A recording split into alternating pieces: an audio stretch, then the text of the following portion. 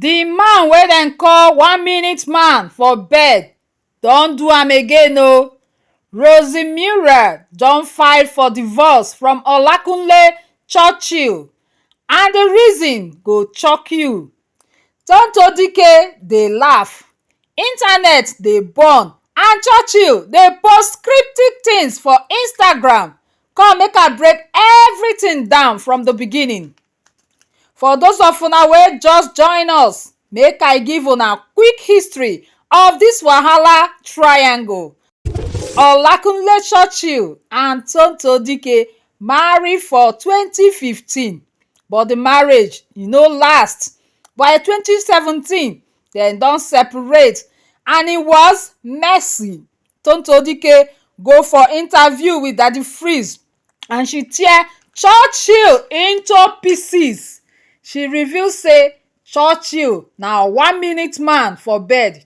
She say im fit only last for 1 minute. She even say because of im shortcoming, she never ever suspect am for cheating because she feel say im no fit satisfy another woman.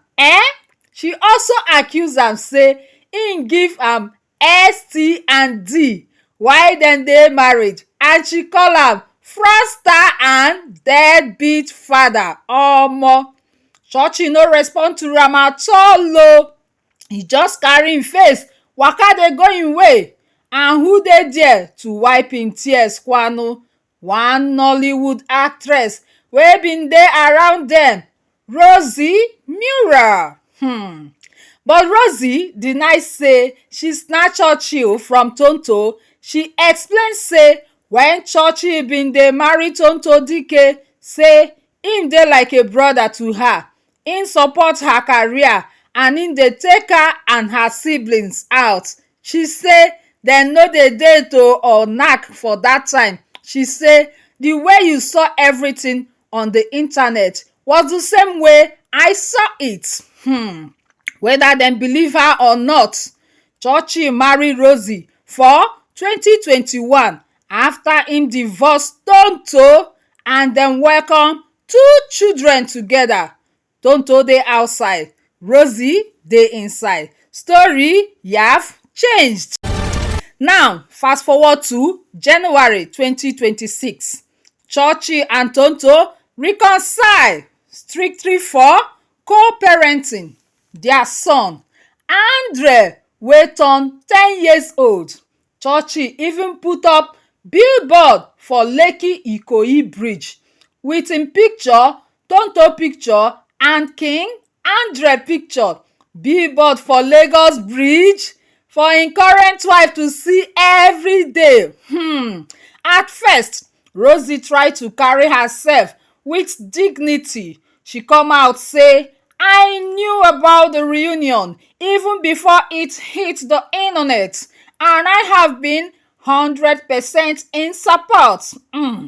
She talk say my husband and I are cool. She even talk say I am still Mrs. Churchill. Clock it. Wow.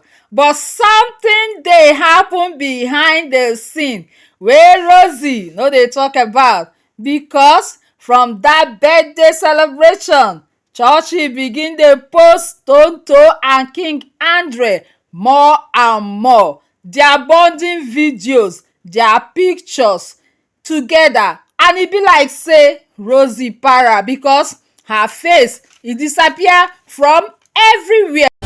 Last week, fans come confirm for inside Linda Ikeji.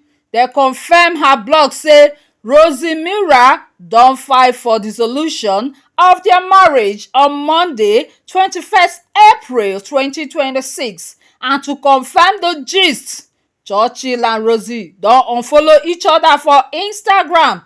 The same Rosy wey talk say she no go ever unfollow her husband, she don unfollow am o. And this same Rosy come out with a new Instagram reel looking elegant. No wedding ring, no Churchill surname, and she say, hi, I'm Rosy Meurer.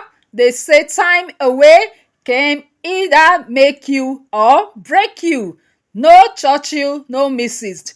Just Rosy Meurer, alone and free. The internet don go gaga. People say Rosy wipe Churchill tears when Tonto dey drag am, but Churchill still choose Tonto son over Rosy. Some people dey feel sorry for Rosy. Others say karma don reach am because she snatch the man in the first place.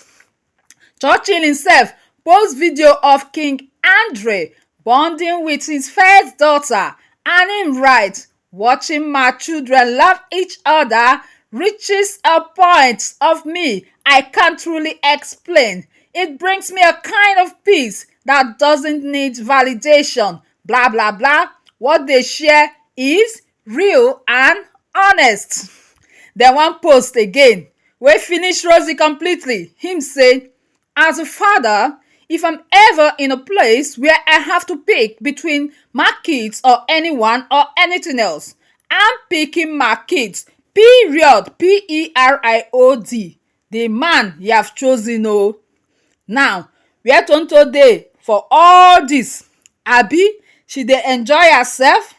She post sermon about breakthrough. She talk say it will suddenly happen. No warning, no delay, just breakthrough after breakthrough. Internet don drag her. Dem criticize her say she dey always post Churchill, but she answer, "How am I doing too much for the only man who put a child in me?" Question na she ask una. She even like Churchill post about choosing his children, and fans storm for her page with comments like, "You are winning already, baby girl. Fire don catch who snatch your husband, and go and reclaim your stolen mandate." Omo, she no talk anything o. She just dey post her church dey go. Well, make I give una my honest opinion here. This is my take. First, I feel small sorry for Rosy Meurer. Only small o, because she marry Churchill knowing about Tonto and her state of mind at that time. Well, what goes around comes around. Tit for tat. Second, Churchill get pattern sha o. Him use Rosy move on from Tonto. Now him dey use Tonto son to move away from Rosy. The man na moving target. No woman suppose feel safe with am o at all o. Third, we no know whether Tonto want Churchill back or she just dey enjoy the show. Whether God do am or na karma, na she be the last woman standing. Simple lesson: betrayal leads to betrayal. Kru ends in kru. So when you do think about Churchill, what do you think? Who do you think he's going for the next? Is it Tonto or another new woman? Drop your comment. I dey wait for your own take. Well, if this gist sweet you today, abeg make you like this video, share am for your WhatsApp, and abeg subscribe to Naijagistcentral for fresh Naija gist for pidgin o every week. Na me be Clara. See you next time. God bless you. It is sign out.